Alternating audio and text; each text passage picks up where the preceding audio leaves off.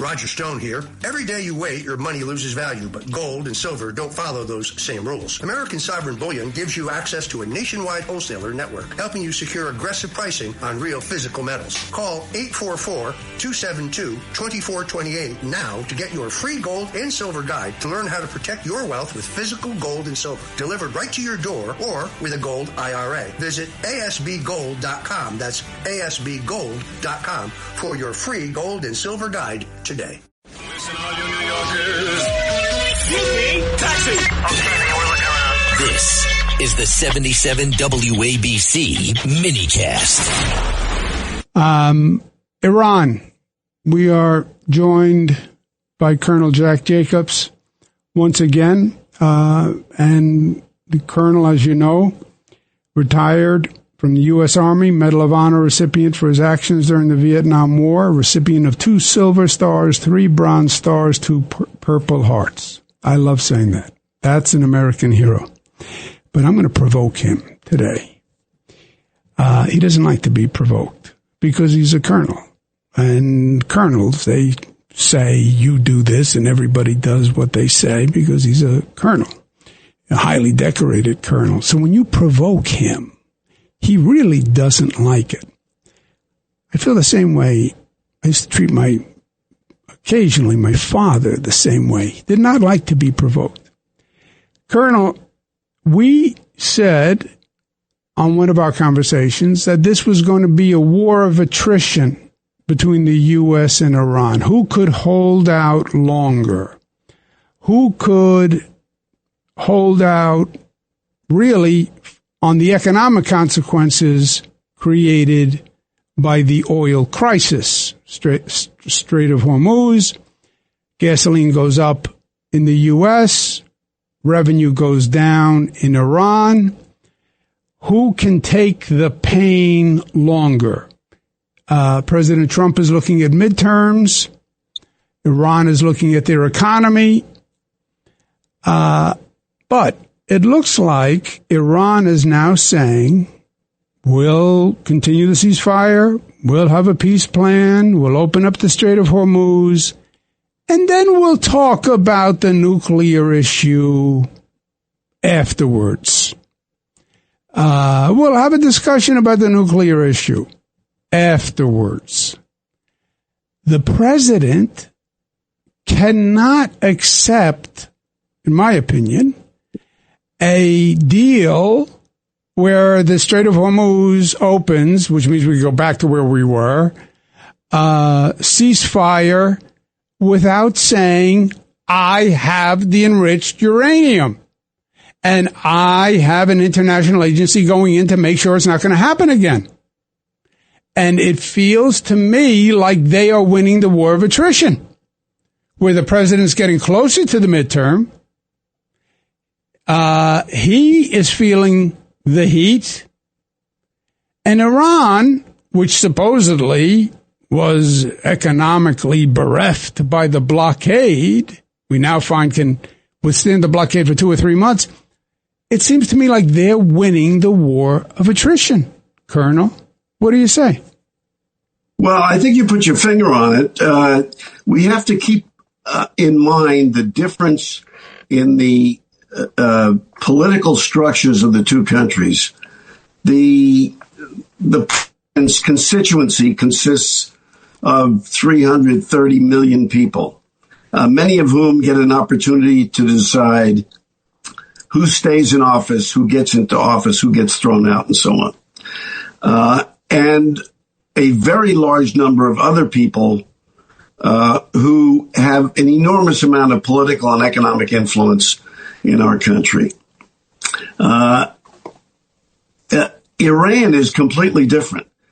The 90 million Iranians making up the bulk of the population do not have a say in what goes on in their country.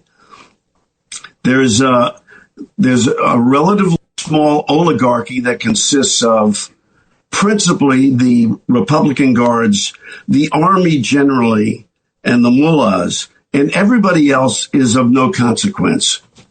We saw what happened several times in Iran when large numbers of Iranians, politically enfeebled, decided to protest against their leadership, the small number of people I was just talking about.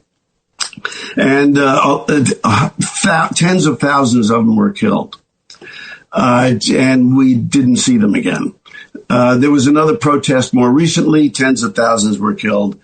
And there's been nothing heard from the average Iranian because they don't have a say in what goes on. The result of that is that the people at the top of the food chain in Iran have a great deal more staying power than the people at the top of the American food chain because the Americans have political power.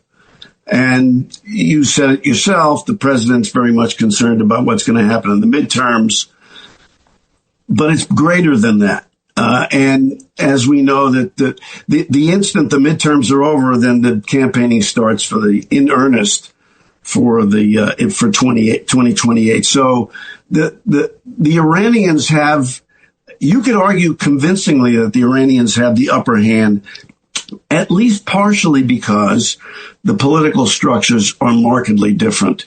And there's something else to consider.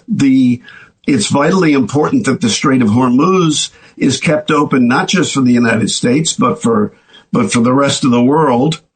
And it's closed, and it will stay closed as long as the Iranians want it to stay closed, no matter what Donald Trump says. So I think you got it in one. The cards that the Iranians get to play are far stronger than the cards the Americans have to play, and they can last much, much longer than the American polity is willing to put up with it in the United States, Governor. Then, Colonel, how does the president get out of this? He can't take a deal that doesn't include an independent international agency getting the enriched uranium. I don't think Israel will let him take that deal. And I don't think that the Iranian government is anywhere near it. Well, I think you're right.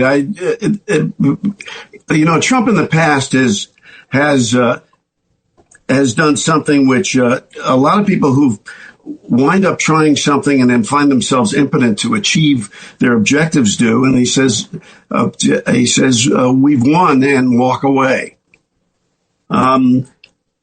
If he manages to orchestrate some deal which opens up the Strait of Hormuz, even for only 30 or 60 days, he's liable to say we're going to walk away from it, that he's won and it's over. Yeah, what do you mean you won? It was open before. There's no victory in the strait is open. You know that, and I know that. That's where we started. Exactly right. So, but he's want to do that. And if he gets himself into a position where he can't accept anything else, there's no other way to go except to say that he's won, then he is. What he's done in the past is exactly that. We've won. It's like the old gag, you can believe me or you're lying on. Yeah, that's right. So, it's entirely possible that that's what will happen. In order to do that, however, he needs to get some sort of backing from the rest of the international community, even from the United Nations in particular, which will agree at some juncture to go and inspect what's on the ground in Isfahan and so on. But Iran is not going to give up its fissile material. It's got almost 1,000 pounds of relatively enriched uranium. It's not going to give it up and open up the strait just for 30 or 60 days. So it's entirely likely that Trump is going to say, we've opened the strait up and we've won, and that's all it is to it, and then turn the rest of it over to some sort of hastily thrown together international body or the United Nations, just so that he can say he's won. Yeah. I think you're right. And if anybody can sell that as a victory, it's President Trump. He can do it. Colonel, thank you very much for being with us. The Marine Toys for Tots foster care program is bringing hope to children who need it most. Every 2 minutes, a child enters foster care, often with only a small bag of belongings. More than 400,000 children face trauma and uncertainty, many before age 8. This May, during Foster Care Awareness Month, Toys for Tots is creating Room for Joy. In 2025, nearly 375,000 children received comfort through toys, books, and essentials, reminding them they are not alone. Donate now and change a child's life.